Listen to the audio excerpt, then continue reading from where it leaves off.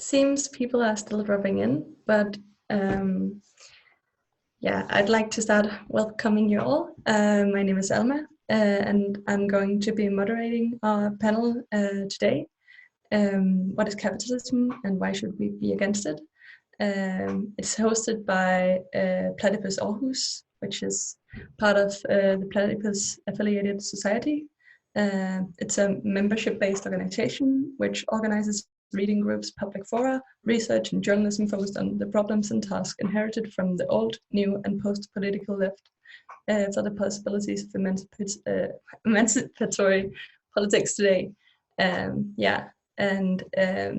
If you're interested in our activities, I can say that currently we have gone virtual, which means that if you go on to platypus1917.org virtual, you'll find our activities which you can participate in these Corona times. And that on the same webpage, a recording of this panel should be accessible shortly after. So today we're doing the panel, what is capitalism and why should we be against it? It's the first in a number of planned panels under this title. And as you could read from the event, the description goes as follows. The present is characterized not only by a political crisis in the global neoliberal order, but also by differing interpretations of the cause of this crisis, capitalism. If we are to interpret capitalism, we must also know how to change it. That's why we have asked the panelists to consider the following questions. What is capitalism? Is capitalism contradictory? If so, what is the contradiction and how does it relate to left politics? How has capitalism changed over time and what have these changes meant politically for the left? Does class struggles take place today? And if so, how? And what role should it play for the left? Is capitalism in crisis? If so, how? And how should the left respond? And lastly, if a new era of global capitalism is emerging, how do we envision the future of capitalism and what are the implications of this for the left? The format will be that our three panelists will give their opening remarks. We've asked them to prepare opening remarks of 10 minutes. Then afterwards, they will be allowed to comment on each other's remarks. They'll have approximately 4 minutes each. And then we'll move into a Q&A discussion, which is where all our lovely attendees come into play. We'll ask you to either use the Q&A function, but actually it would be nicer to have you on with your audio. So if you will use the raise hand function, which you'll find in the bottom panel of your viewing screen, it would be really nice to hear you also and have more of a organic conversation, like question and answers. Then we'll go into a post-panel discussion afterwards, which I think we'll have more info on when we reach that part. But that's 2 hours from now. And first, I'd like to welcome and present our panelists. We're very happy to have you here.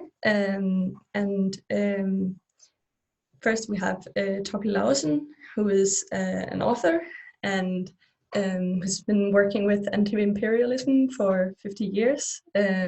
He's also part of International Forum.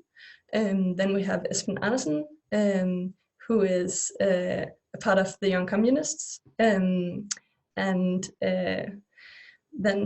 last but not least, we have Rasmus Jeppesen from Revolutionære Socialister, which is the Danish brand of the IMT, the International Marxist Tendency.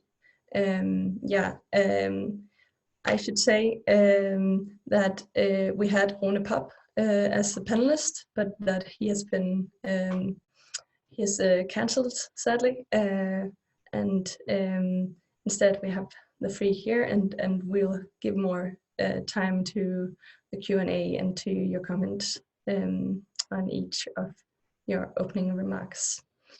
Yeah, I think that's about it from me to begin with. I will make sure that our panelists keep to the given time.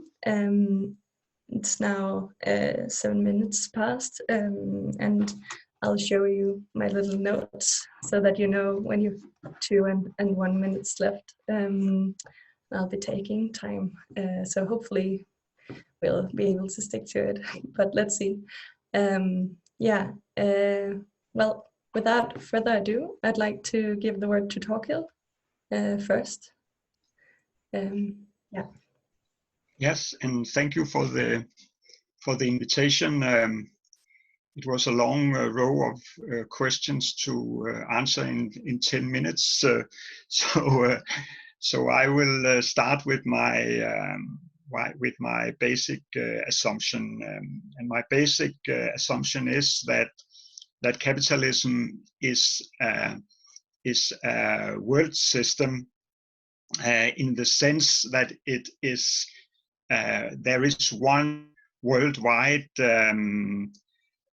division of labor, and capitalist production and consumption works on a world scale. We have the globalization of production of the transnational production change, and we also have a globalized pattern of consumption. Actually, this creation of the capitalist world system was a long process in the 16th, 17th, and 18th century. While capitalism began in England and Northwestern Europe, simultaneously we had the creation of the world system with global trade and colonialism. And so colonialism and world trade have always been a part of the capitalist system. If we accept that we have this globalized capitalist world system, then according to dialectic materialism, then we have a principal contradiction which drives this process. Of course, there are also local, national, and regional contradictions, but if we have one globalized capitalism, we have one main contradiction, one principal contradiction in the world. This contradiction, of course, have changed through the history of capitalism. In the beginning, we have this huge expansion of industrial capitalism, and it was there was a contradiction between this expansion of the capitalist mode of production and the ability to consume the product of this production. And this created the drive for further colonialism and imperialism.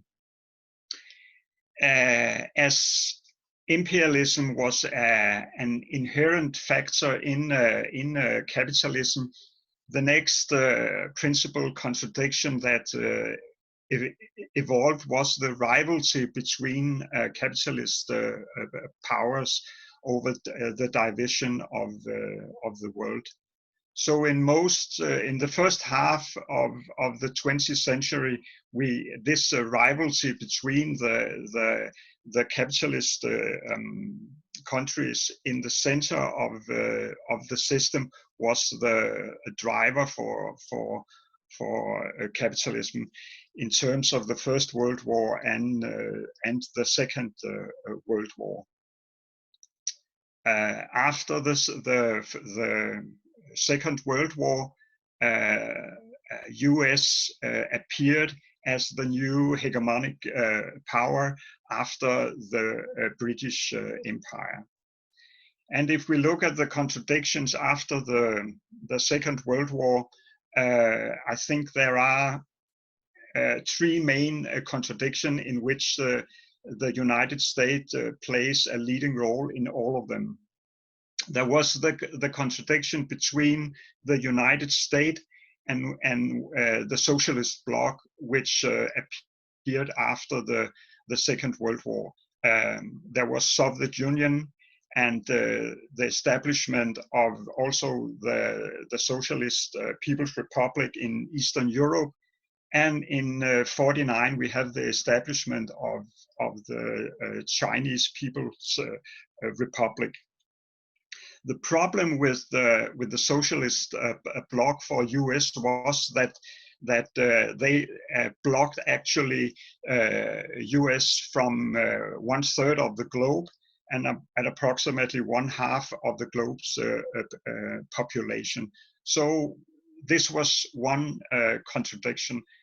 The other contradiction was actually between the old colonial powers, Britain, France, the Netherlands, and so on, and US. But it was solved through decolonization that opened Asia and Africa for US investments. The third contradiction, which grew slowly, was between US and the Third World in form of neocolonialism.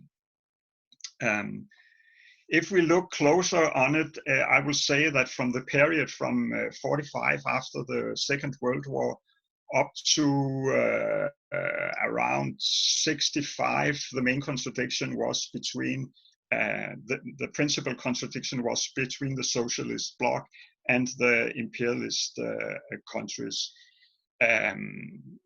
From that stage, I think that the main, from 65 up to around 75, the main contradiction was between what we can call US imperialism and the Third World in terms of liberation movements. We have, the liberation movements in Vietnam, but we have a lot of other liberations movement all over Asia, Africa, and Latin America in this period. It was not only this liberation movement, there were also other kinds of progressive third world countries which demanded a new world order in the 70s. And it also, actually, it also had some economic features. We have the OPEC, which demanded higher prices for oil, and there were similar organizations which demanded higher prices for raw materials. Around 75, we have this, I will call a crisis in capitalism. They were under pressure from the Third World. America was defeated in Vietnam as a symbol. There was the pressure for higher prices on raw materials. We have the oil crisis at that time. And also there was a demand in Western Europe and in the US from the working class to have higher and higher wages. I will say that the climax was actually in countries like Sweden and Denmark, where there was demand for economic democracy also, that the workers wanted a part of the profit and thereby also have access to the companies themselves. But then capitalism went on to a counter-offense in the form of neoliberalism, which was launched around the middle of the 70s by people like Thatcher and Reagan. The first stage of this counter-offensive was targeted in the imperialist center. The capitalists wanted to secure their rare base. They have to get rid of the social state. It was not only because it take a part of the profit. The main problem with the welfare state and the social state was the Keynesians' policy. They wanted to regulate capitalism. They wanted to regulate investment and trade and money policy and trade policy and so on. And this was a big problem for the stronger and stronger transnational companies, which wanted new forms of imperialism. They want to globalize production. They want to outsource industry to cheaper wage and so on. But in order to do this, they have to cross the social state, and they have to cross the trade union power in the center. It was done in the late 70s and the beginning of the 80s, and from that on, they could launch this outsourcing of industry, and 500 million of new workers entered the capitalist system, mainly in China, but also in a lot of other countries in the world. This neoliberal system, it worked very well for around 30 or 40 years, but then it came under pressure for the loss of the working, the outsourcing of industrial production to the third world created resistance from the working class in Europe and in America, and also the pressure of refugees and migrant workers also began to create a problem. The working class saw them as competitors for social welfare. So there was this wave of right-wing nationalism, which was, they used the force of the parliament and the parliamentarism to struggle against neoliberalism. And it created a huge political crisis for neoliberalism, nationalism, in the terms of Brexit, in the terms of Trump and a lot of other right-wing populist movement in Europe. So this has been a very, very big problem for neoliberalism, that we have this nationalist wave now. Yes, I think I've run out of time. So I think this is a main contradiction between transnational neoliberalism and nationalism now. It is one of the main contradictions at the moment. And the corona crisis will not change it. We will see it come back even stronger when the corona crisis slide into a huge economic crisis, which will come in the autumn. Thank you, Torkel. I will pass on the word to Espen. Yeah, thank you. So I usually go about answering the question of what is capitalism in a kind of roundabout way, because frankly, a definition like it's a mode of production based on private property over the means of production may be right, and you can find it in some phrasing like that in basically everything that Marx and later Marxists have written. But it doesn't explain what we are against, why we're against it. So I would like to clear out two concepts. First, exploitation, and then the contradictory terms inherent in capitalism. So capitalism works by having some people own the private property and other people work it. And that is the fundamental division of labor that Torkild also mentioned. How it has changed over the time, we can get into if we have that. But it's essentially between bosses, those who own the means of production, and the laborers who actually produce surplus value. And so exploitation is taking from the workers of whatever means that is the value of what work they have done, and then subtracting whatever wage they have. And that is in some areas a very big gap. In the primarily northern states, not that much of a gap, but realizing that people only have the wage and not the full value of their work is then what becomes exploitation and is what lays the groundwork for later contradictions. Because what the workers has to buy up with is not the full amount of what value they have actually created. So what they can purchase is never enough to keep going this mode of production.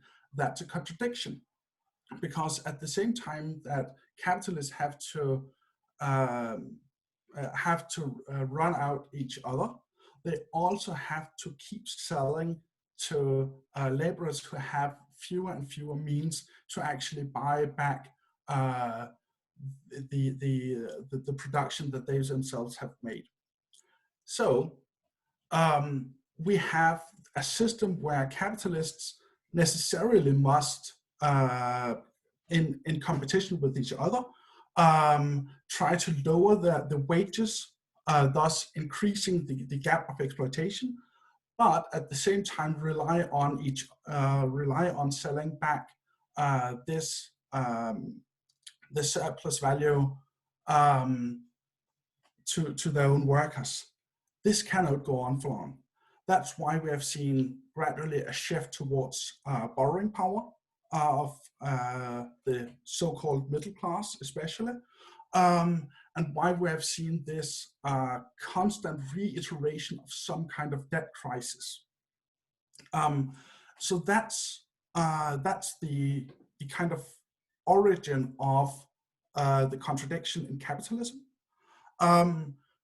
The question that the broader left then poses is this just, or is this how things are supposed to be? In some rephrasing of that.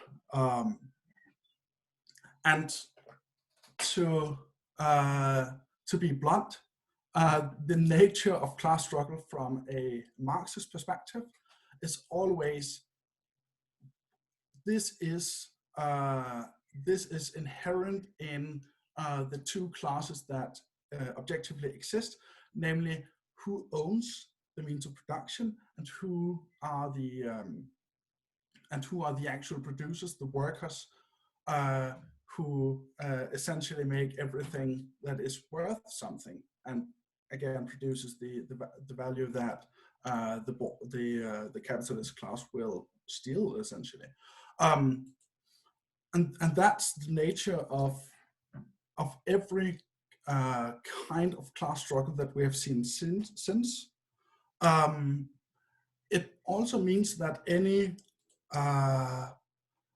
kind of division in the working class is actually a failure of the working class to perceive this inherently exploitative nature of capitalism, because they should, if they perceive their own class interests ideally, they should be able to see that there's an antagonistic relationship between their class, seen as the collective of the working class, as being the ones who are exploited, against the bourgeois class, the ones who are exploiting.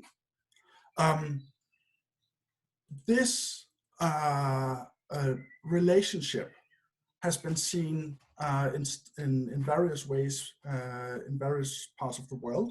So especially in the Nordic countries, this relationship has actually been washed out by some rather large class compromises. And there's a lot of discussion between the Social Democrats and people to the left of the Social Democrats, whether this is positive or whether it's just pushing the crisis, pushing the inherent exploitative nature of capitalism into the future, but it's still there. And we've seen the very stark exploitation by what's commonly called the global north against the global south, because that has been a way to push workers in the global north, especially to align with capitalists and to enable them to borrow on the backs of the global south, who have borne the brunt of almost every crisis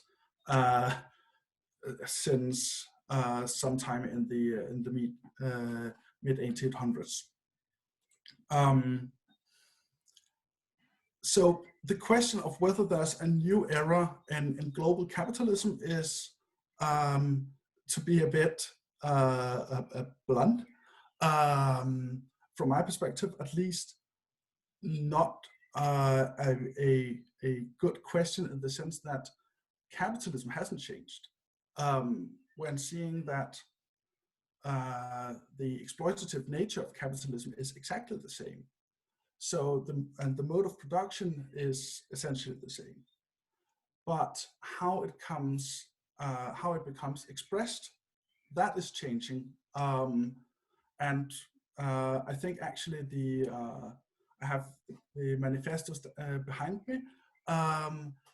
There's a very prescient line by Karl Marx in it that capitalism will push to become a system for the whole world. At the time of his writing, it wasn't. And we have since seen that it didn't just become a system for the whole world. It created new markets for it to exploit, and had to develop new workers, because whatever the workers in the Western world could be exploited, at some point they would resist. And this damn nature of exploitation had to be pushed out to the rest of the world. So that's my opening statement, and I would like to get into it when we have the discussion. Thank you. Thank you, Esben. And onto our last panelist, Rasmus. Can you hear me? Yeah. Great. And thank you so much for the invitation. I'm very glad to be here. And yeah, we are entering the most stormy period in the history of capitalism, probably in the history of the world, actually, where we'll go into a period with revolutions, we'll go into a period with counter-revolutions, with wars and with civil wars. And all of these very huge and big events, they will change consciousness on a mass scale, and it will mean mass radicalization. So I would say this is, as revolutionaries, this is our time, and all focus must be on the task to build the forces to intervene in these coming events that will shake the whole world. What we see right now is the biggest capitalist crisis we have ever seen. The coronavirus was not the cause of the crisis, as the bourgeois economists want us to believe, but was only the trigger, and has of course accelerated this crisis. But it was building beneath the surface for a long time, and we now see it express itself in a very violent way. it's the current crisis, which we are only in the beginning of, is the recent culmination of a more general organic crisis in the system of capitalism that has been going on at least since the 70s, and you could argue since the First World War, with a pause after the Second World War.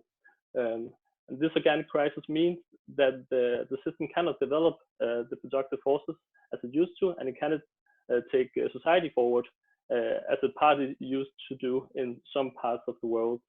And you can see that, I think a very good way to look at this is that you can look at the increase in productivity, which very graphically express how this socioeconomic system is falling apart more and more. If you look at the period between 1970 and 1994, the average increase in productivity on a yearly basis was around 4%. From 1995 to 2007, it was around 1.3%, so it dropped a lot. And from 2008 to 2017, it was beneath 1%, so a very, very small increase in productivity. And this was the numbers from Denmark. But this has been a general trend, and this has been a global trend of the whole capitalist system, in fact. And we see this new economic crisis is happening at a point in time where capitalism and its institutions, most of them, I would say, for example, the state, already has lost a lot of legitimacy. We saw last year in 2019, before the corona outbreak, before the lockdown, we witnessed this massive revolutionary movement that spread all across the world, with social unrest in a quarter of all countries in the world. It was from Hong Kong to Chile, from France to Lebanon. We saw these mass movements of workers, of young people, of poor people, of peasants rise against their government and against the system they live under. Right now, of course, where a lot of people around the globe are under lockdown, and we don't see the same movements as last year. That's pretty obvious for everyone. But in my opinion, there is no doubt that these movements will come back, and they will come back with an even bigger force, because the anger and the frustration and all the things that the people are fighting against is not gone. It will only get worse with this new crisis. And this new crisis has already thrown tens, if not hundreds of millions of workers out of unemployment and misery. So in my opinion, there exists an extreme anger which just boils under the surface and will come to express itself sooner or later. And I will also argue that this is also the case in Denmark and among the workers in Denmark. And I would say that the working class in Denmark will move at some point, as it has done in the past, because the same fundamental contradictions exist in Danish capitalism as it exists in the rest of the world. Of course, not on the same level and under different circumstances. That's completely clear. But we have to, in my opinion, we have to prepare as revolutionaries that a new layer of, especially young people, but also a new layer of workers, they are getting radicalized right now because of the coronavirus, because of the crisis, and they will do that in the near future. And I will also argue that a revolutionary period will open up, not just on a global scale, but also in Denmark at some point. And I would say, in the perspective of the left, I would say that when these new layers, and also the old ones, of course, are drawn into struggle, we shall go with them shoulder by shoulder and give them a wider perspective for the concrete struggles they are drawn into, because there will be a lot of different struggles. There will be worker strikes, there will be the question about the environment, there will be the struggle against racism, international solidarity work, anti-cut movements, campaigns against war, etc., etc. There will be a lot of different concrete struggles. But our task, in my opinion, as left-wingers, we'll have to connect these struggles with a struggle for a fundamental break with the current system and with a perspective for socialism. That is our task, because capitalism is a rotten and decaying socioeconomic system that has outlived its historic justification a long time ago. And we see that in history. We see how socioeconomic systems last, and some last longer than they I can say that should do. We saw that with the Roman Empire that lasted tens of years or hundreds of years after it have stopped to be a progressive thing in history, and then it completely collapsed. I would argue that if capitalism will not collapse of itself, there's no final crisis in this system, and then there will be some kind of socialism will grow out of a collapsing system. The system needs to be overthrown, and it needs to be done that by the working class.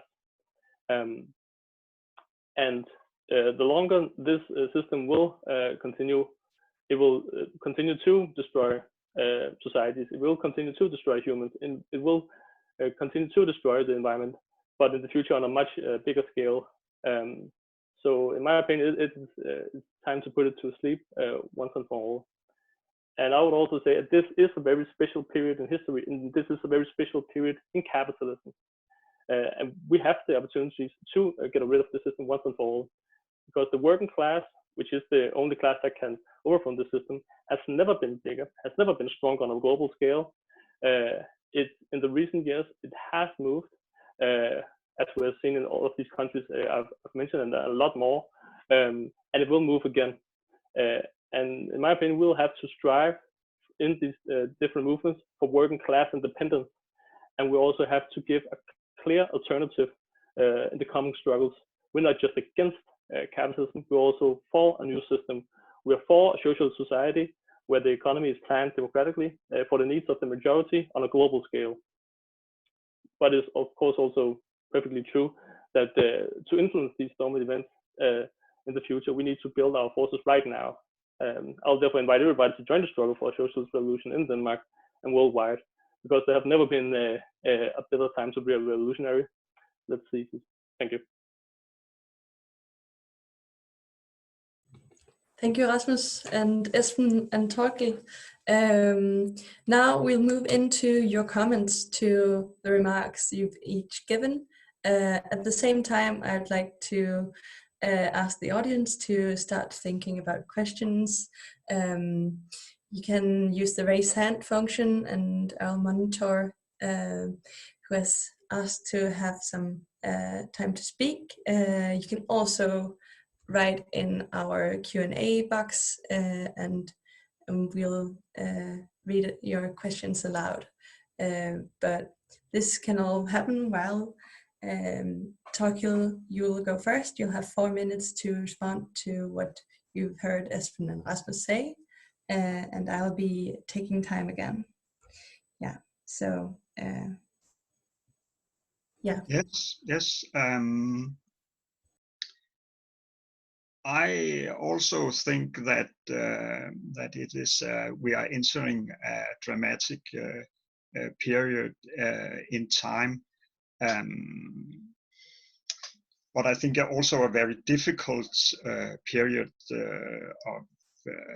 of time, because I don't think that that the working class is very strong, and I can imagine that the capitalist system will collapse or without into a kind of chaos, without a positive revolutionary process taking place, because you can say that the objective conditions for change are very good, but the subjective forces are not very strong at the moment. If we see, for instance, for Denmark, I don't know the rest of Western Europe, but in Denmark, I will say that nearly 100% in the working class, at least the whole parliament, including the most left-wing parties, are joining together to save capitalism. They are all for saving capitalism, and this is all what they talk about, and it is all parties in the parliament. I have not heard one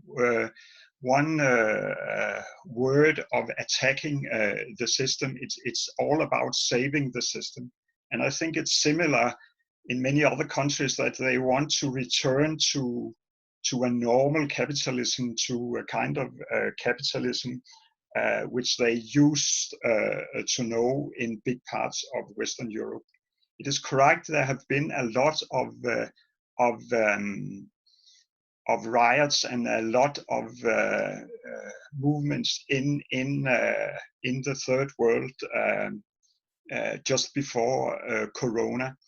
But they were very spontaneous movements. They lack a wider vision. They wanted a new president, a new government. They wanted cheaper telephone cards. They wanted this and they wanted that. But they didn't attack the system as such, and they don't have the organizational level to push the system into deep crisis. The system could just wait till they became tired. So I think that the big problem is the organizational level and the preparedness for radical change. They are not. In Western Europe, the left wing is not prepared for dramatic struggle. They are prepared for parliamentary struggle. They are not prepared for a decisive revolutionary struggle at all. They think of what will happen in the next 6 months. They are not organizing and preparing for the next 2-3 years and for the dramatic period we are entering. Yes, 4 minutes. Yeah. Okay, thank you. Esben, you have 4 minutes as well. Yeah.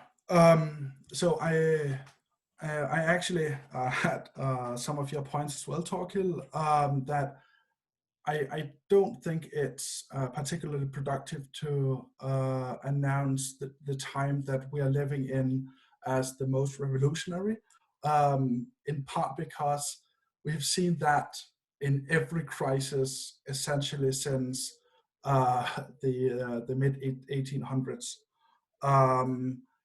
And so you may I suppose you may be right that that this crisis is the biggest, but only in a kind of sense that capitalism has grown since the last crisis, and so by necessity this crisis is the biggest since is the biggest ever. And I feel like Torkild that there is little actually agency in the working class right now. There's no real party in Europe to take up the revolutionary struggle.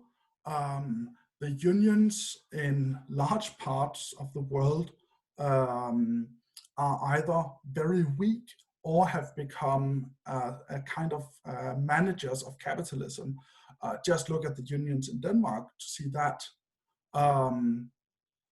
And the risk that without a party or without some revolutionary group and agency in the working class, the default is not that the contradictions in capitalism will rip it asunder. The default is actually far worse. The default is the kind of poverty-induced move to fascism that we saw in Europe during the interwar period. So this, I get the notion that these are revolutionary times. I think they are, but I think it's kind of irrelevant to posit that they are the biggest since the last crisis, because they will be almost by definition. And we have instead to discuss, and I'm a party activist, I try to work to enlarge a revolutionary party, but we have also to struggle with the realization that the alternative to our victory is actually sadly apparently a victory by the forces of fascism. So where is the revolutionary spirit of the left? Where will that party come from? Where will the unions gain their strength? Will our lovely attendees to this meeting join their party, join their union, and join us on the barricades?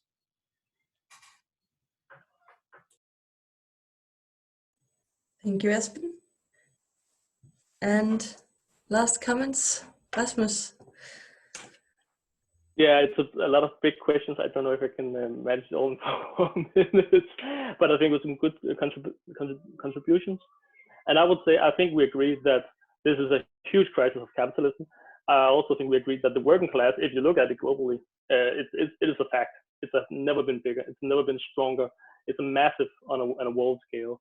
So for me to see the objective conditions for revolution and for a successful revolution and for socialism is present, no doubt about that. What I think we're discussing is the other part of it, which is the subjective factor, which is the party, which is the organization, right now. And I agree to some part that, yeah, it's true. The left wing has been thrown back decades after the defeats in the 70s and the 80s, and after the collapse of the Soviet Union, after China gone into the world capitalist market. It is true, the left wing have been thrown back. But in my opinion, then it's our task to build up a revolutionary socialist alternative today. Because if it's not us, who should it then be? We can complain about the working class isn't ready. We can complain about that the working class isn't organized enough, and that's fine. But if we're not building the alternative, if we're not building the subjective factor, I don't know who else to do it. So that's our main task in revolutionary socialism in my organization. That is to try to build up. Of course, we're a small group, but to try to build up a bigger force that can actually impact the class struggle in the future. Because I think we'll see that, and I think we see mass movements again and again and again. If we look at the United States, the belly of the beast, the most powerful capitalist country that has ever existed, we see millions of people, millions of workers and young people who are drawn to socialist ideas, who are drawn to communist ideas right now as we speak. Thank you. And that, for me to see, that says something about what is happening right now and what is coming in the coming period. Marx, he has this famous quote where he says something about that the social being is determined consciousness, which is like a classic materialist interpretation. And if that is true, and we agree that there is a huge crisis that is building up in the system right now, and it's unfolding right now in front of us, then we also have to draw the necessary conclusions that the changed circumstances around people will also change their consciousness and will also change their way of thinking and the way of looking at the world. And I would say maybe we can look out the window. There's not revolution going on today in Denmark. That's pretty obvious. The workers in Denmark are not revolutionary, but they will be forced to fight. They'll be forced to draw some radical conclusions in the future, not because they want to. Most people just want to live their life. They don't want to change everything, but they will be forced to because the system is breaking down and the system cannot provide with any future for them or their kids. So I would say it is true, but we need an organization. Let's build it now, and let's prepare for these events because they will happen sooner or later. Thank you. Thank you, all three, for, well, very good remarks and comments. Now we move into the second part of our panel, which is our Q&A. I can see that we already have questions and also raised hands. So I'll just give people a sense of where we're heading. We will have Q&A for the next hour and 10 minutes, and then afterwards we have a post panel discussion. You should find the link to that Zoom meeting in our chat. I hope you'll join us for that as well.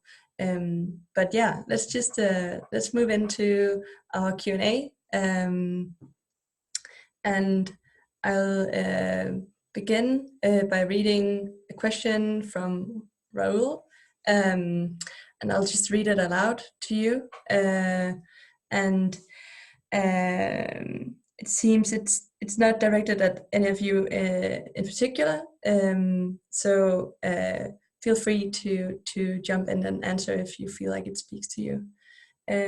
So Raoul writes, I understand capitalism as a rotten system, but what is the alternative? Because even when the socialist ideas are perfect in paper, the so-called socialist and communist countries have failed to improve the quality of life of the workers and have failed to prove the people that their way of doing the things is better than the capitalist ones. People are disappointed of the socialist system and they don't want to look into it. So what is the alternative, and why would people want to look into what would be an alternative to capitalism? Yeah. Espen. Right. So I think that when you tell the story of the Soviet bloc or of Cuba and China, a lot of what is not told in especially the histories that we are taught in the Western world is that there were huge improvements. Look at, just as one comparison, the ratio of doctors in Cuba and the US.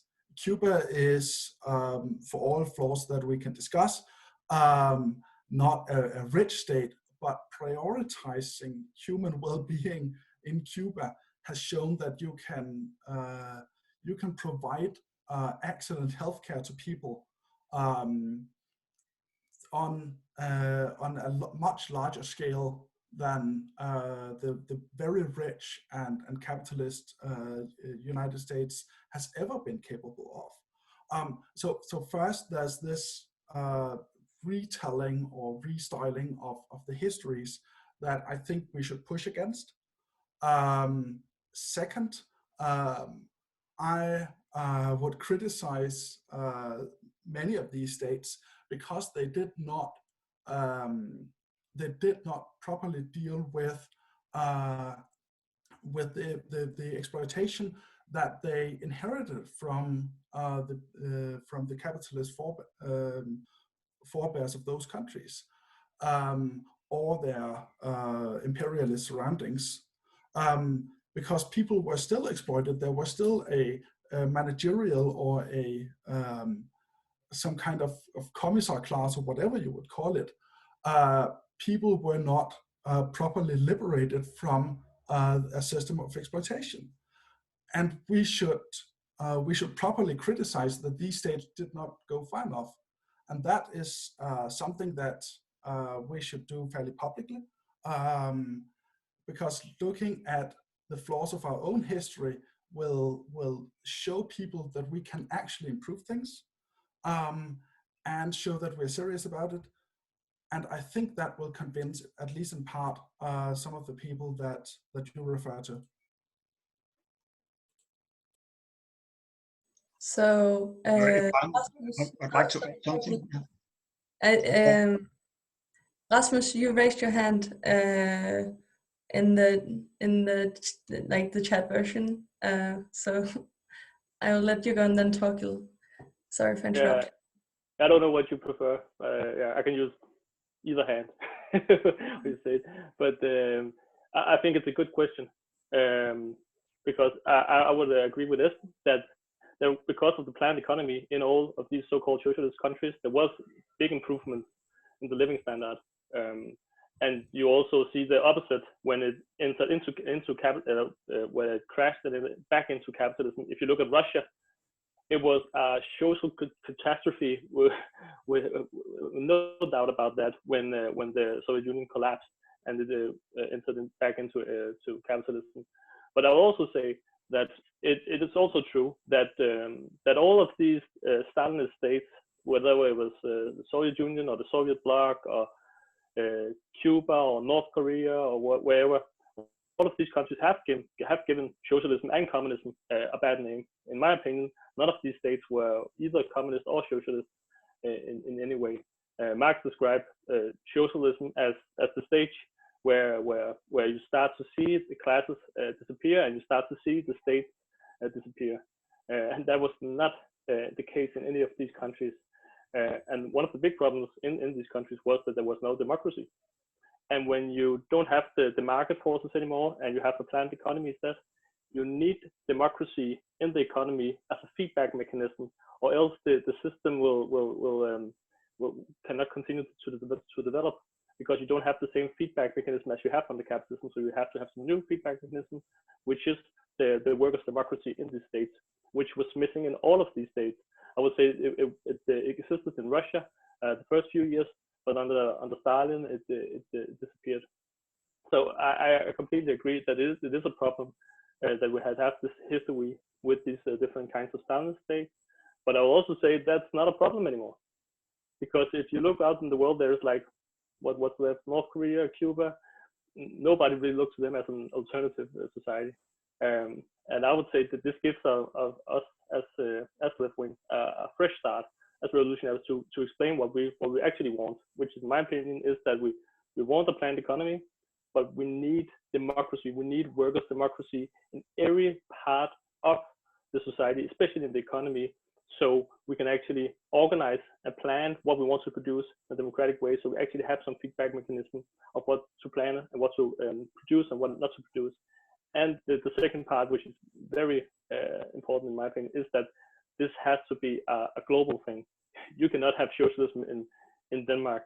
You cannot have socialism in any single country around the world.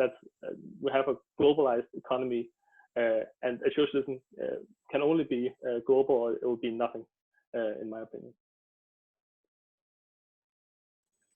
Talking? If you talk about comparing capitalists to socialist countries, you have also to take into consideration what capitalist countries. Is it India or is it Denmark? And I think if you compare India to China, you will see a big difference in living standard and in the hospital and education and so on.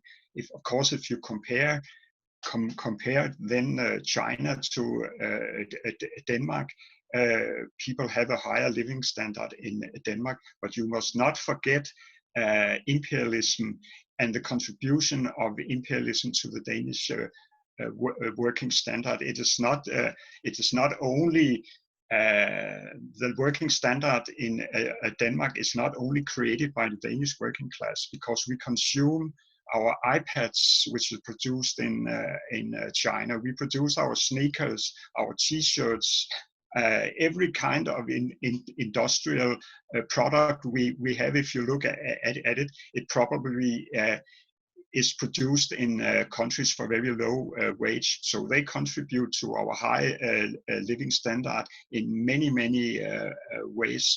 So and this will have to go away. If we have the socialism, there will be no exploitation, there will be no imperialism. So of course we have to go down we have to live.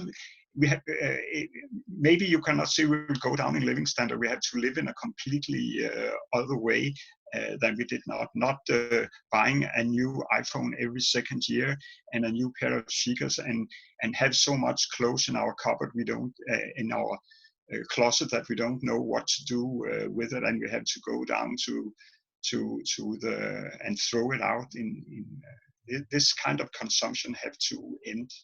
It's not better than socialism.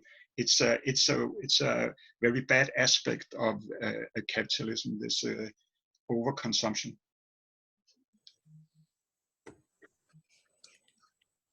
Okay, thank you.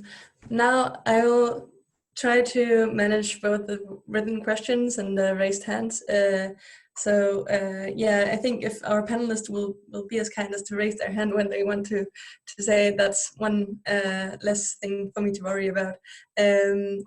Ephraim, if you will put your question, we'll unmute you. Yeah. Hello, can you hear me? We can.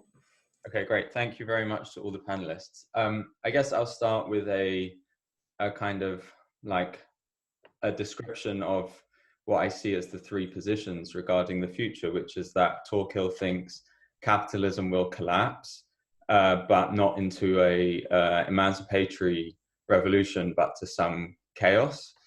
Espen thinks we will enter fascism, and Rasmus thinks we'll enter the socialist revolution. Now, I think the problem for Rasmus, for all the panelists, the likely possibility, which you ignore, is that capitalism will continue as it has done for the past 150 years, without necessarily realizing one of these three extreme fantasies. And that the kind of lingering problems will therefore remain. Rasmus mentioned that the working class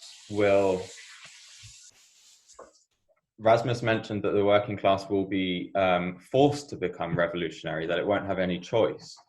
And this is kind of a strange way of addressing the subjective question of consciousness that some of the other panelists have raised. But then the question that would be posed to you, Rasmus, is why this hasn't happened in the past? Is it only now that it's possible that people will be forced to overcome capitalism? Because only now it's so bad. So then, therefore, was Marx wrong in the 19th century to think that it was possible to overcome capitalism? Or was Lenin wrong in 1917 because we hadn't reached the end of the contradiction, or people hadn't been forced by the objective situation yet?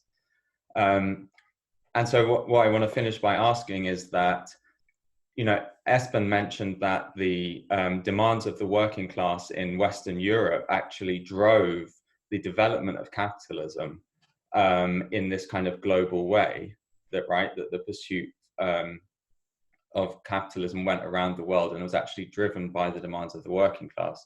So it seems that the demands of the working class actually reproduces capitalism, that the working class want jobs, and jobs is part of capitalism.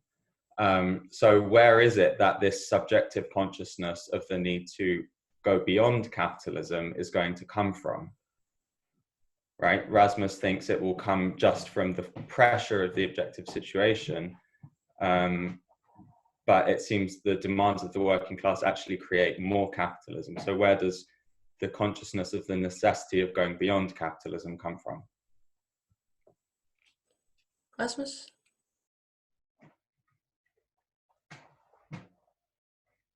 Thank you. That was a very good question. First of all, I don't give any guarantees. I will not guarantee a bright socialist future. We don't know that. I'm not a fatalist. I would say we have the potential for it, and the potential for socialism is bigger than ever because of the development of capitalism, without doubt. But I would also say that it is very clear that if the working class does not take power into their hands and start to transform society, I would agree with you. Capitalism will continue in some form or another, and at some point we will end into a disaster with the environment. And I will also say that there is a possibility in the long run, not now, not in a few years, but in the long run, for fascism at some point. But when we talk about fascism, we also have to look at the social base for fascism. If you look to the 20s and 30s, the social base was primarily the what you call it, the petty bourgeois, and that has been erased in a lot of countries, especially a country like Denmark. So I will say that the social basis for fascism does not exist in Denmark today at this point. But it's also true that the ruling class can turn to fascism at some point and will maybe try to, but I think they will be afraid of it. If you look at the example with Greece, where there was actually a fascist party that actually tried to take power, the capitalist class and the ruling class were afraid of giving them power because that would mean a civil war in Greece, and they will not be sure to win that civil war. So in my opinion, I don't think fascism is on the agenda, not today. Maybe in the future, if the working class does not take power, not today. In relation to the question about, I'm sorry if I express it mechanically, because I would say if you look through history, revolutions happen again and again and again, not every day, but it happens, and revolutionary events happens, and mass movements happen. The question is whether these revolutionary movements are successful or not.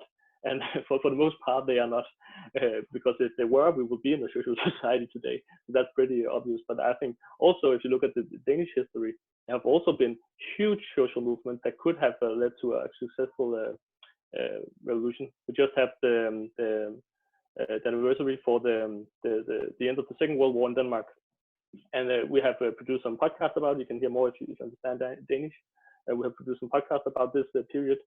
And there was huge revolutionary movements in Denmark in the years of the Second World War. We saw in the 70s there was also the left wing grew massively. There was huge movement back then in the so-called påskestrejke in the 80s. There was also a huge movement that could have been transformed into a revolutionary movement if the right leadership, if the right organization had been there. But I'm afraid that was not the case. So again, I would say that the whole question is about organization. It is about the subjective factor. It is about who will lead these coming struggles, which, in my opinion, we will see also in Denmark at some point. And that's what we need to build today. Because I also agree with Torkel. If you look at the parliament or the left wing in the parliament, nobody is talking about socialism. Nobody is talking about revolution. Nobody is talking about anything but to keep capitalism safe. So I also think we have big opportunities, because the whole corona outbreak have shown how much capitalism is failing to provide basic necessities to people. So in my opinion, we have a lot of opportunities to build up these forces that can lead a revolution in the future. Do you want to comment on that, Ephraim, or any of our panelists? Torkel?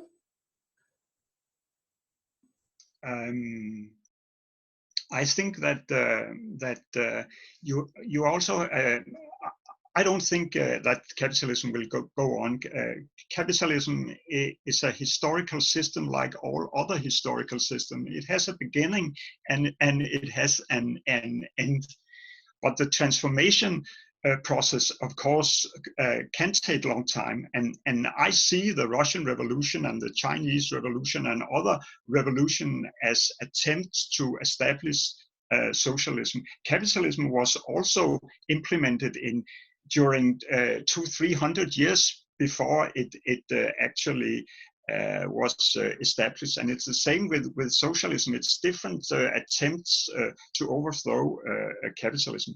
But I don't think that the capitalist system will survive this century. Whether it will be in 10 years and 20 years or so on, I don't know. It depends on many things. But there are so many huge contradictions in the system, and I think what we see now is that the system lacks every kind of new thinking. If you see in the old leading power, America, you have Trump, and what is his alternative? It's Joe Biden. And he's not something new. he is not a revival of neoliberalism. He's a very old man with very few ideas. And I think this election shows the big crisis in the capitalist systems. They don't see no way out of this economic crisis, the ecological crisis. And also the mounting nationalized rivalry. We see it's between China and the US now is growing very much. Esben? Yeah. So first, I'm sorry if I expressed myself poorly. Because I do not think that the future will be fascist. I think that's one risky outcome among several. The most likely, I think, is that we see a resurgence of an unorganized opposition to capitalism, and then we will either see most states react fairly harshly towards them and then revert back to whatever system they could sustain beforehand, or we will see the capitalist system try to reinvent not what it is, but how it comes to express itself. So the crisis of 2008 originated in people not having enough money to continue purchasing whatever goods they had produced themselves. Thus, the capitalist system had to give them some kind of way to borrow enough money, and then the crisis came because they could not pay it back. So I think some kind of reinvention of the expression of capitalism is far more likely than a fall to either fascism or a socialist revolution. Just to clarify that. I'm also sorry if it came across as I think that the working classes in Europe drove imperialism. I don't think that. Rather, it was the attempt of capitalist classes in Europe to buy off the very strong unions that most European countries had, so minimize the exploitation of workers in Europe. And then, because they still had to profit somehow, that exploitation could be shifted to especially the empires and to the global south. So I would just like to clarify those two things, because I don't think fascism is right around the corner. I think it's a risk that we have to take seriously, and especially if we cannot long-term create an agency, an actual agency in the working class, then we will see at some point a crisis like in the interwar period that will see a shift and descent into fascism.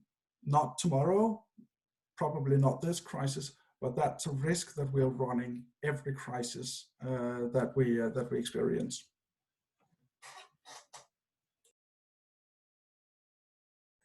Thank you. I will take a question, a written question, and it's directed at Esben and Rasmus by Ed Remes, and it goes: Esben and Rasmus, you two seem to agree on the need for political organization in the present crisis of neoliberalism. I'm wondering, though, how each of you envisions that what that organization needs to do in relation to the political crisis of neoliberal capitalism. Esben, you stress the continuity of present capitalism with past capitalism back to the 1930s, and stress the need to combat a rising right wing hostile to neoliberalism. Rasmus, you stress the unusual severity of the present crisis compared to the past, and you seem to see recent political opposition to neoliberalism as more of an opportunity than a threat. Is the main task of the left to defend the neoliberal political order against right-wing opposition to it, or to organize opposition to the neoliberal political order for the left? Yeah. I think we'll start with Rasmus.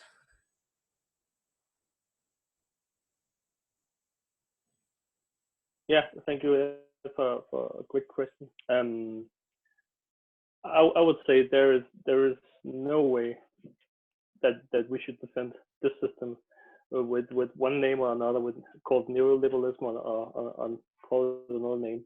It is essentially capitalism, and I think the task for us is to make a strong opposition to the whole of the system, and not try to find this lesser evilism that a lot of people on the left wing discuss.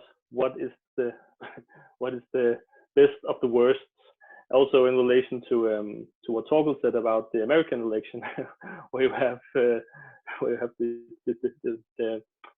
election between Trump and Joe Biden, where in my opinion we cannot, as a left wing, support any of these candidates because they represent different wings of the capitalist class, and it is exactly the so-called lesser evil that is always broadening the way for the bigger evil. And we saw that with Trump. It was the years under Obama and under the Democrats that gave way to Trump. So in my opinion, as a left-wing organization, we should explain that none of these persons, none of these tendencies, none of these wings is an alternative for us. It represents different interests in the capitalist class, in the ruling class, and we have to fight and combat both of them. And we have, again, to make a very clear alternative to the existing order, very crystal clear for everybody. I think that is our task. Esben, do you want to add something? Yeah, I don't think I've to quote, stressed the need to combat a rising right-wing hostile to neoliberalism in the terms that that it's because it's hostile to neoliberalism, or at least if I have said anything that could be interpreted like that, I've had a stroke. What I think we should be fighting is that the forces of the right wing and fascism especially, they are rising. They're not so much opposed to neoliberalism as they are driven by some of the forces that are inherent in neoliberalism. So fighting the right wing and the forces of fascism is predicated upon fighting neoliberalism as well, because those people who can be activated by the fascist ideology are in one way or another the victims of globalization or neoliberalism. And when Rasmus earlier called me out on what the social conditions for fascism were in the in the interwar years, he was right in the petit bourgeois that was necessary for the growth of fascism then. That social class is basically destroyed now, so we will not see the return of the same kind of fascism. But in Denmark we have a beautiful turn of phrase called degusterfascisme, which means basically people looking over their own hedge at the neighbor and hating them for being somehow different, or looking out onto the street and hating whatever is going out there beyond their own castle walls. And this kind of middle class, they're still workers in the sense that they live off their own wages, of their own work, but they perceive themselves as being a different class, much akin to the petit bourgeois, not exactly the same, but they are garnering some support for some of the same dangerous policies that we saw during the rise of fascism. And we should fight both that force and the force that essentially generates their anxiety and their ability to mobilize against some capital O other that they can hate. So I don't think I said that we should fight a rising right wing because it's hostile to neoliberalism. And if I did, I genuinely had a stroke. Thank you, Esben. Torkel, would you like to comment on this? Whether Just shortly, that I think that actually this nationalist right-wing populism, it is a big problem for neoliberalism. The directors of Amazon and Google and Apple and all these huge transnational companies, they hate this kind of nationalism, and it's a huge problem for them. And this is the problem for capitalism, that the hardware of capitalism, the transnational globalized production chains, they are in the hands of the transnational companies, the neoliberalists. But the political power is coming more and more into the hands of nationalists like Trump and like Brexit. You know that the London finance capital, they hated Brexit. It throws rubble in their machinery, and you can see how the European Union is crumbling. If I go 10 years back, no one would think that the European Union would start to dissolve, but it actually has now, and I think that I don't think it will survive this crisis. The next one to leave can be Italy, maybe because their economy crash or of political reasons. So I think that this nationalism is a huge problem for neoliberalism, and it is one of the factors which contribute to this crisis of capitalism, which I think is actually the end crisis of capitalism. Thank you. I'll take one more written question, and then I'll take a raised hand question, but I'd just say to the audience that they shouldn't hold themselves back and just raise hand or write questions, and we'll see how many we can make. So the next question is from Daniel, and he writes, all of the panelists have described antagonisms that occur in capitalism: worker versus capitalist, imperialist countries versus other countries, blocs versus blocs. But for Marx and Marxists, these were phenomenal appearances of contradictions, not the contradiction itself. Contradiction didn't just mean for Marx and Engels rival groups, but the need to transform society to meet the new and higher demands of human freedom. Thus, the contradictions were not bad, but rather pointed beyond themselves. How do the panelists see these antagonisms, either in the past or the present, pointing beyond themselves? So it's directed at all three of you, if you would want to respond. Torkel? Well, I think that I think we have to we have this general abstract contradictions, productive forces, relation of production, bourgeoisie, proletariat, anti-imperialism, imperialism and state and capital and so on. And these are all abstract and general contradictions. What is interested in how they manifest themselves in political movements, in political processes, in actual crisis and movements, because it is these movements and these actors that we have to work with. We cannot work with the general contradictions and the abstract contradictions. We have to see how they manifest, and this is what is interesting, because this is where we have to act. I don't know if this was the, I didn't, yeah. To sum up, I think the question goes, how do these antagonisms point beyond themselves?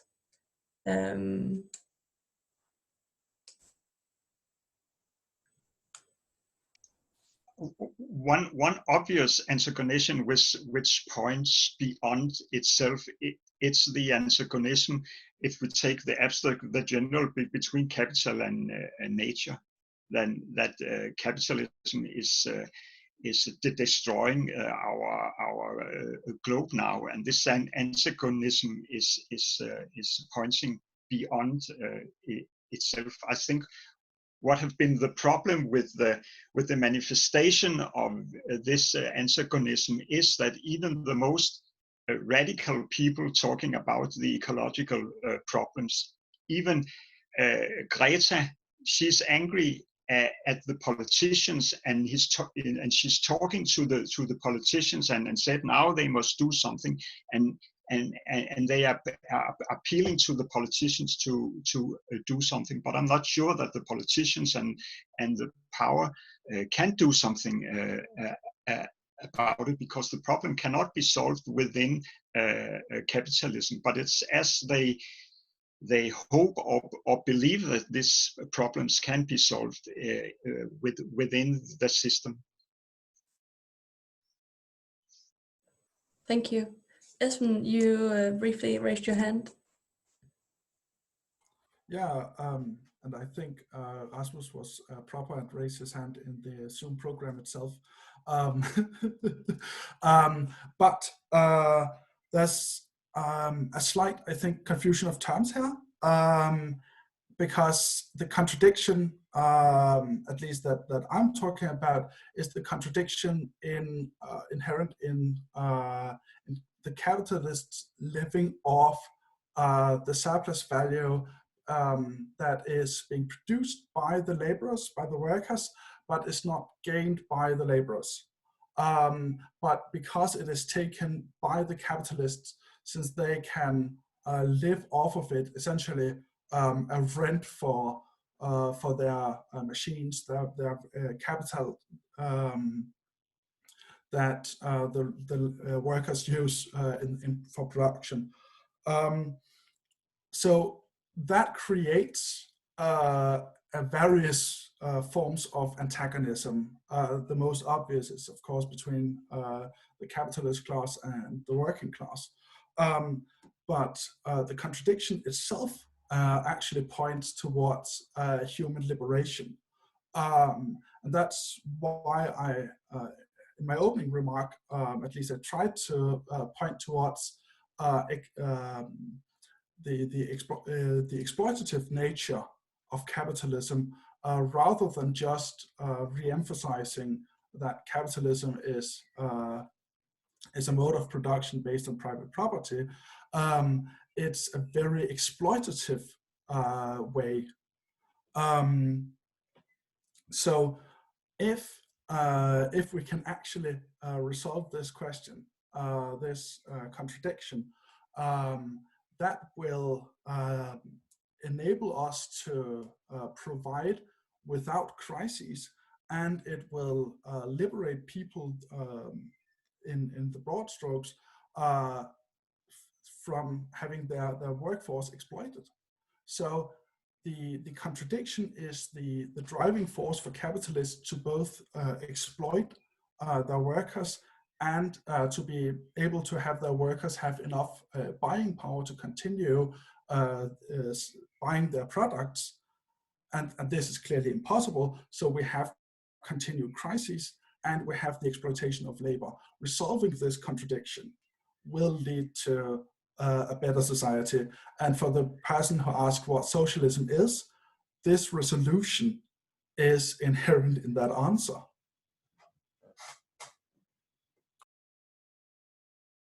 Thank you. And sorry, Rasmus, that's my bad. Please. No problem. No problem. I think it was a good question, and I will, of course, I can say that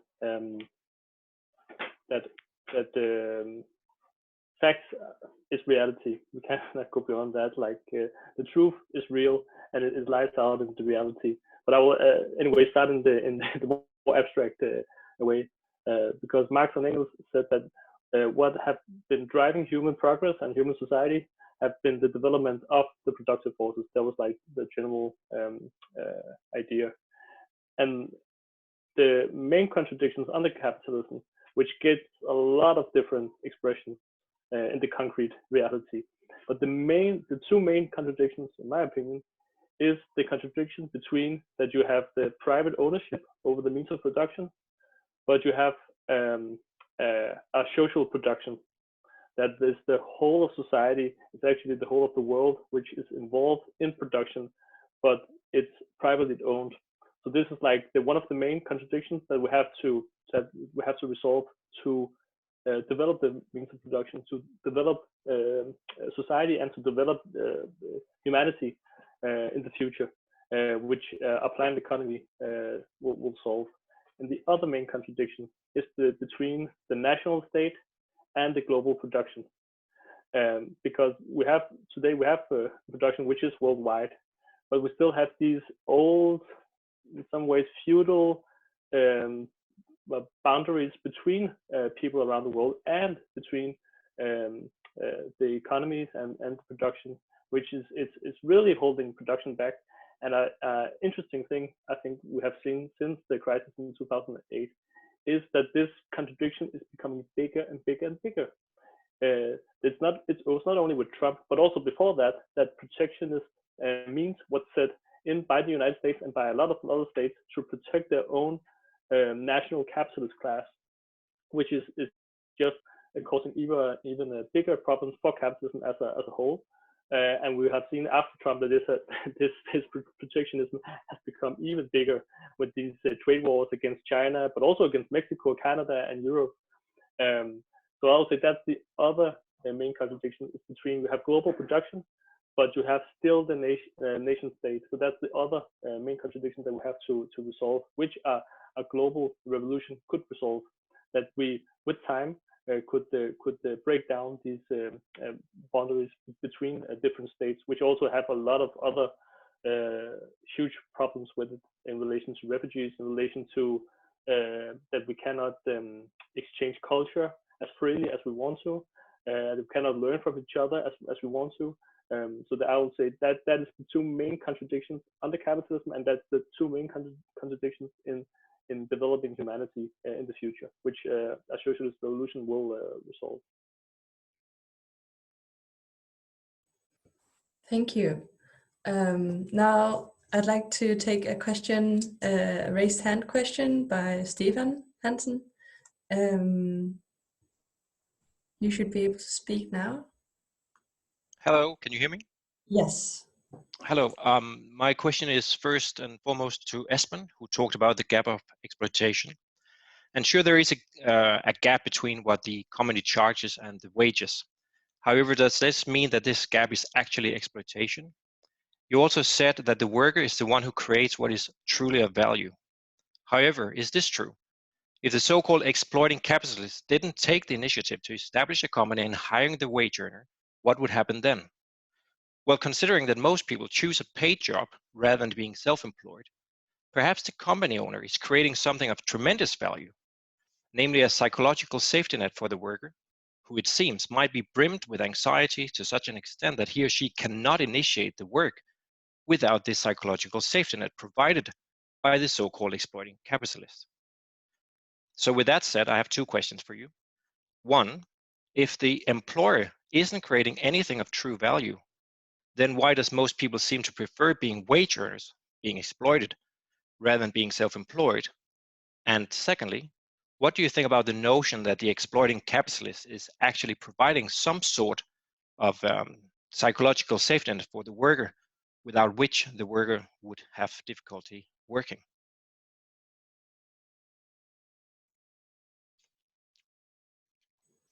You can take the word, Espen. Right.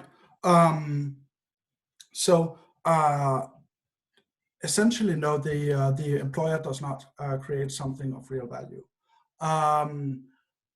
You could claim that the employer creates some sort of management, but in most companies, or I should say in most larger companies today, where the owner is not also some kind of laborer, that has in turn been delegated to what you might classify as the managerial class. So the workers are creating everything, even also the management that organizes work in, at least under these circumstances, a more productive, a more efficient way, even if it has some human consequences. And they themselves are taking the rent.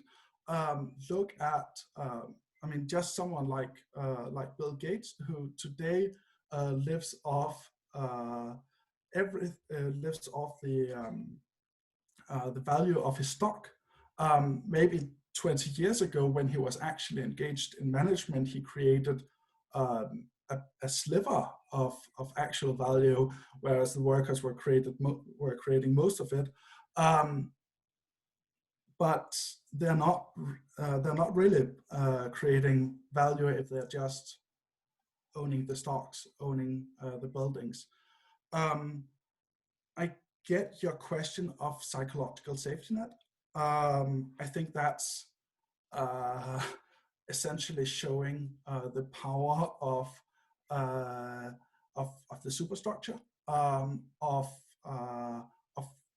indoctrinating without people realizing it, so that most people are accustomed to being just wage workers. And you're right that that most people don't take the jump to either being self-employed, though that's often a sucker's bet, or engaging in a revolutionary struggle, which would actually liberate them. But this, I think, points to the immense power of for example, schooling, of creating a culture where people ask, well, what job would you like to do when you grow up? And the answer is firefighter or doctor or whatever, and not a rich fat cat exploiter living in the Cayman Islands.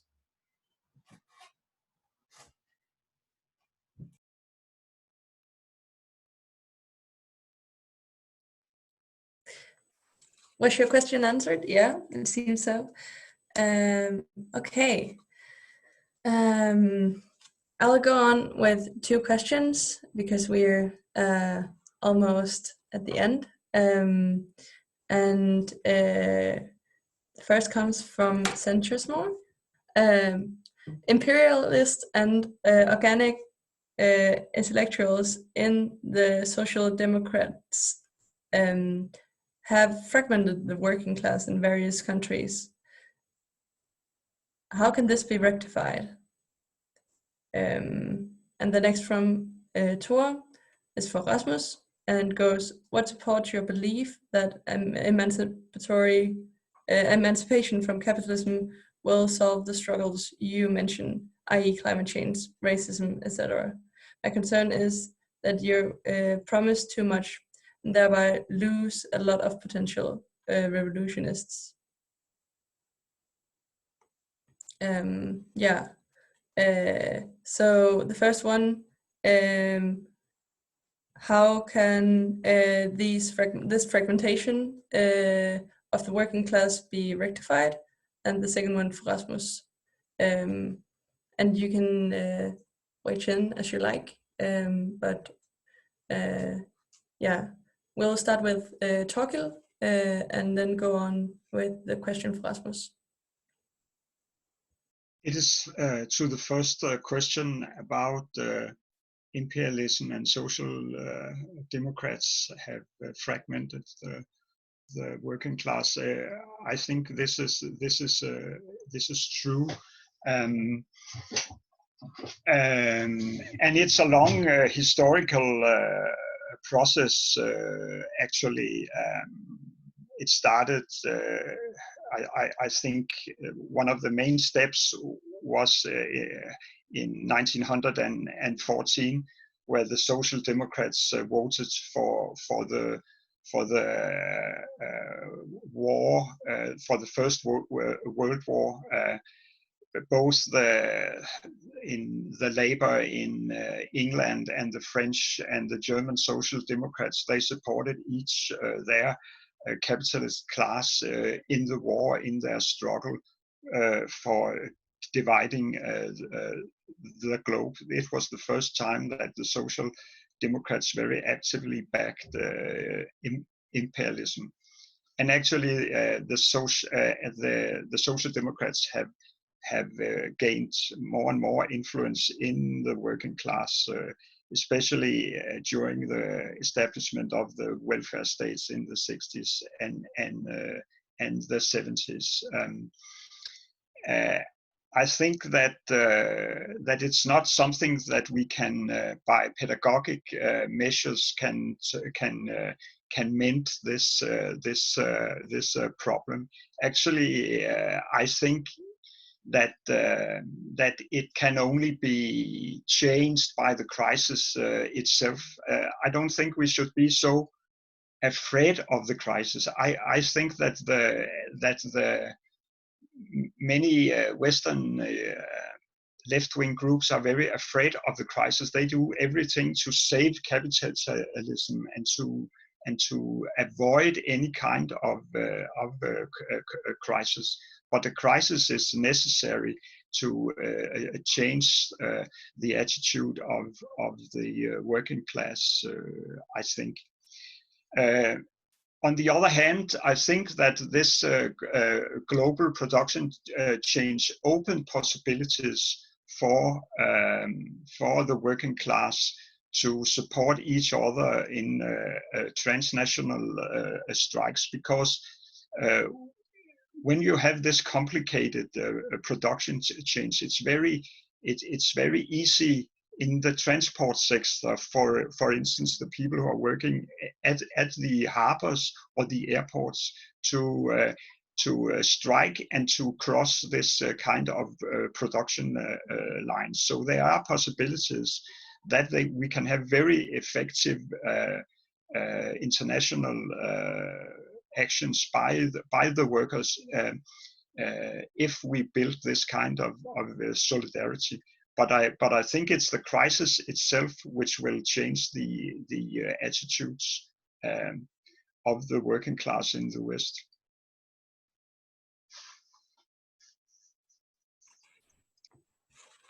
Rasmus, on the question directed at you on if you are if you're promising too much. I don't hope so. Yeah, thank you for the question, Tor. I think it's a good question, because in my opinion, like socialism and later communism is not the end of history. It's not a perfect society, but it is a society which can resolve a lot of problems. For example, if you take the environment, I think that's only a problem that can be solved under socialism. Because if you look at what we do today, there's a lot of international meetings where a lot of politicians promise a lot of things. It's writing a lot of documents and say, yeah, we'll do this. You go first. Because no capitalist country is going to be the first one to implement all of these measures because it is very expensive. We have to be very honest about this. To change the production to be more environmentally, it is very expensive. And no capitalists want to do that because then they will lose in the competition. So and no capitalist countries want to do that because they will also miss out on the competition.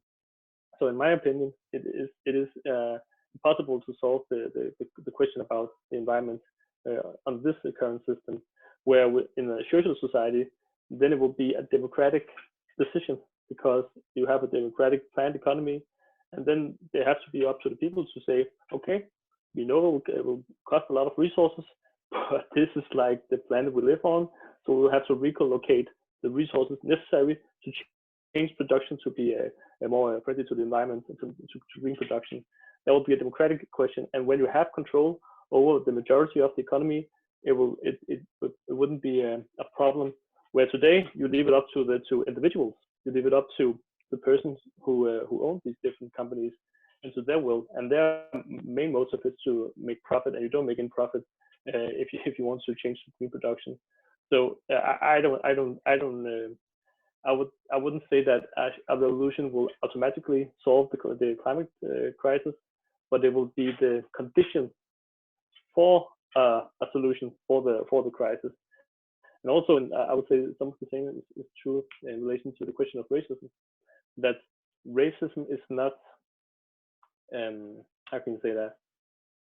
Racism is not a very bad idea that was out of the blue put into some people's head.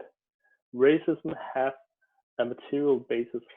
There are material reasons why there exists racism, and there has not always existed racism, at least not the kind of racism we see today. It has some material basis, and it has a function under capitalism. It has a function to divide the working class, as the other question also points to divide and weaken the power of the working class, and that's the main function of racism. And I would say you see, and this is also in relation to the other question, what do we do about the divisions in the working class? I would say under this system, there's no, in my opinion, we cannot solve the problems with racism. We cannot remove it completely. It will exist as long as there exists misery. But when you see, how can you say that, improvement against racism, you see that, and we see how the working class is strengthened. It's through the movements that erects a lot of these so-called divisions there is in the working class, if it's between men and women, or between people of different religions, or between different nationalities. In big movements, you see that these divisions become secondary questions. Nobody cares about it because there is something bigger, there is something more important. I think it was a good example with the revolution in Egypt, where you also see a lot of women who throw themselves into the movement, which was normally very exploited and was not a part of the normal political life. You also saw these beautiful images of how Christians was safeguarding Muslims who was praying, and you saw all of these different divisions was disappearing in the movement of the revolution. I think that's the most important thing. And again, I will repeat: a revolution, a successful socialist revolution, will not erase racism like that. That's not I don't think that's possible, because after the revolution, humans will have the scars of capitalism on them. But I would say that a revolution is the only condition where we in the longer run can remove all kinds of exploitations, of racism, of sexism, and all of these social diseases that exist under capitalism. Thank you. Thank you, Rasmus. Esben, would you want to comment on the question about fragmented working class and how to rectify it? Honestly, I think that Torkild and Rasmus has answered that adequately. Personally, I would much prefer to answer Francisco's question about the role of the unions, but I'll let you decide that. Maybe we can go into it in the post-panel discussion afterwards. Now I'd like for you to give final remarks, while maybe also addressing Nemanja's question, which I will read aloud. And then we go Torkild first, then Esben, then Rasmus, and then I'll round up the panel. But the question goes, parting from the idea that capitalism is a global system, while the political struggle against it remains mostly confined within the nation-state borders, I would like to ask the panelists, what do they prospects of transnational organizing a struggle with the capacity to wage struggle on global level, instead of focusing to fight one's own bourgeoisie, that is, about its capacity to wage struggle which would overcome the borders as efficiently as capital mobility. Yeah, so Torkild. you go first.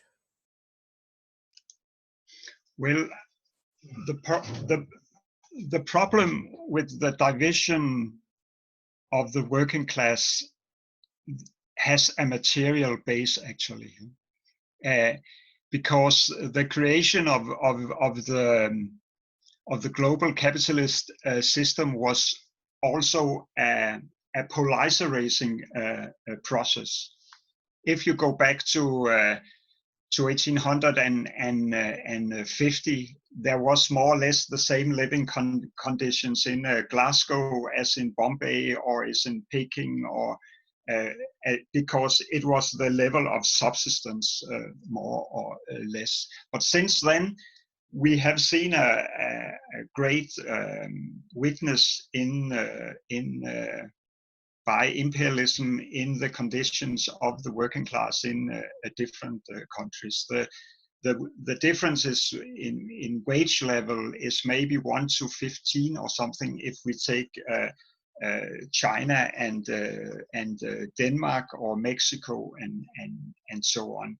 And on top of that, you have to add the health system and the whole social welfare state. So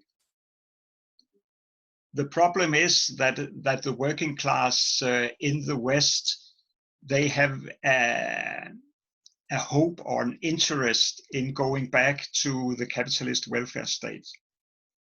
And this is one of their main strategies at the moment. If they are not nationalist right wing, they hope to go back to the social democratic welfare state. And actually, now finally the Social Democrats have got some tailwind now. They have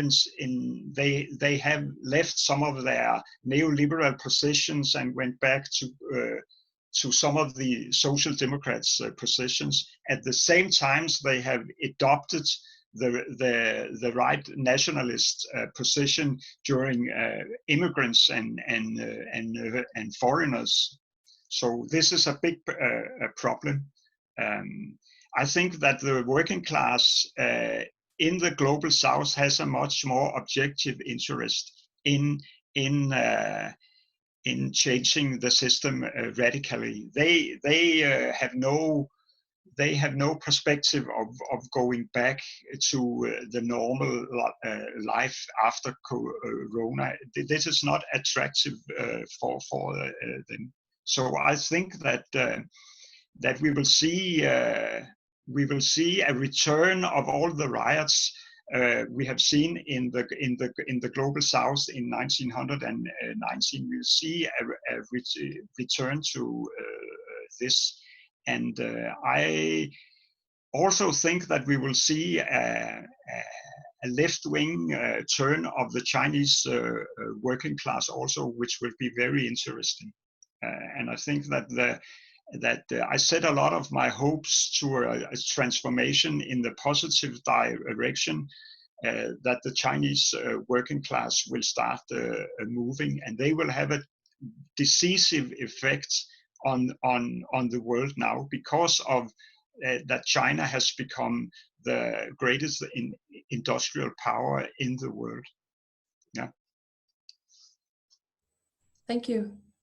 Esben, a final remark and maybe an answer to the question.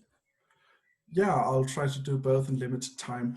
First, I think that the question points to two of the greatest failures of the left wing, namely the lack of coherence within the first Workers' International and the second Workers' International, namely the splits over the ideologies that became the communists and social democrats, and the anarchists in the first, and then of course social democrats voting for the First World War, as Torkild went through earlier, and the communists staying true to a class first and the intentional or the the pursuit of the abolishment of nations and borders. There are attempts to rectify this. I'm actually, through my party, I'm a member of the World Federation of Democratic Youth, which tries to align all democratic youth organizations and especially youth parties in the struggle against war and imperialism. We are a lot of, naturally, we are a lot of various left-wing and communist members. I hope that if you find this interesting, that you will seek out local WFD organizations, because this is actually one avenue of fighting on a global scale against not capitalism as such, but two avenues of the destructive forces of capitalism, namely imperialism and war. So just plugging that out. And to sum up my remarks, this crisis is one. I think actually Rasmus said it pretty good, that it was triggered by Corona, but the crisis itself was always there. It was going to come, if not this year, then in the next few years, because it's a crisis of exploitation, and yet the need for the workers to be able to buy enough of the product that they have created themselves, but are not paid enough. So this crisis will come, and we will see if we cannot abolish capitalism by this crisis, we will see the next crisis in the next 10 to 15 years, and it will come again 10 to 15 years after that. The enduring imperative of the Marxist analysis of capitalism is that it will continue to create the crisis that eventually will necessitate its demise, and we have to be the grave diggers of capitalism. Thank you, Esben. And lastly, Rasmus.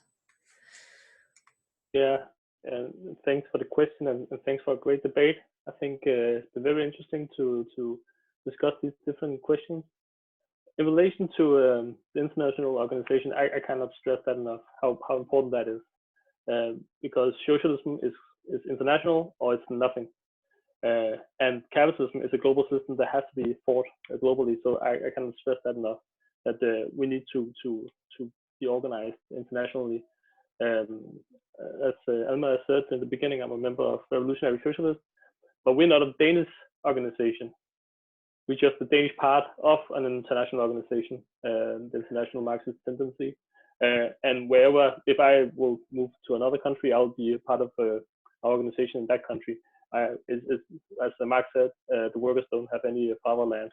And I think that's very important. That will be more important in the coming period. And we also see this international solidarity once in a while. We saw I think there was a great example some months ago, where there was a shipment of weapons to the war in Yemen, where the workers,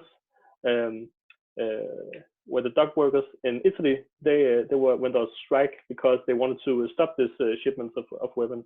And I think that's a clear sign of this international solidarity.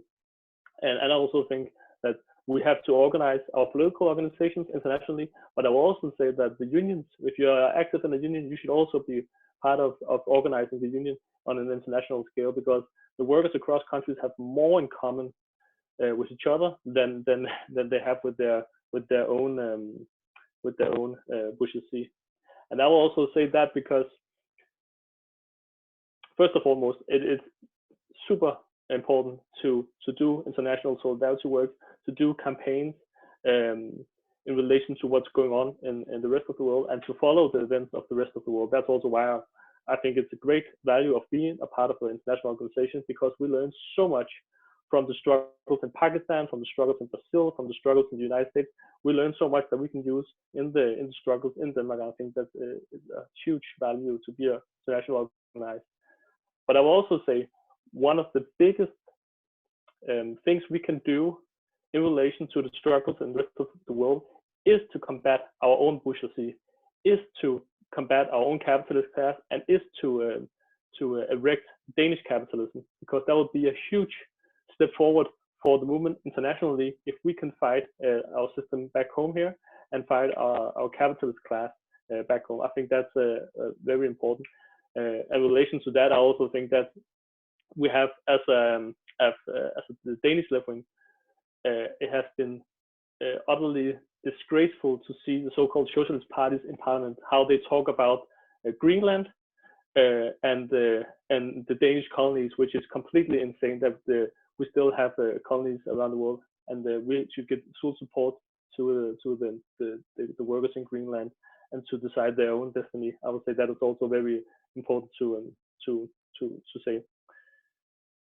Yeah, last I would say I think it's been a great discussion, and I'm really looking forward to not just the next couple of years, but the next couple of months, because things are changing so rapidly. It's impossible to foresee what will happen next week, because things are changing all the time. And I also say that if you agree that the system is in crisis, and if you agree that there's huge problems today that this system cannot solve, I would also say draw the logical conclusions.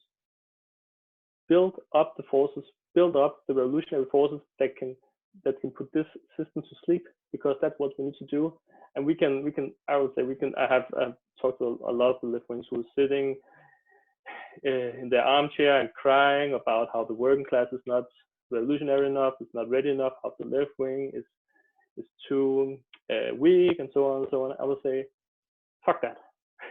Fuck all that. We cannot use that for anything. We have to go forward, and we have to build our forces, and we have to do it now, because it will all change when the working class will first get on the move. And if we are slow and we have not done our job, the coming revolution will not be successful. So I would say organize and do it today rather than tomorrow. Thank you for a great debate. Thank you, all of you. And thank you to our attendees for writing and posting great questions as well.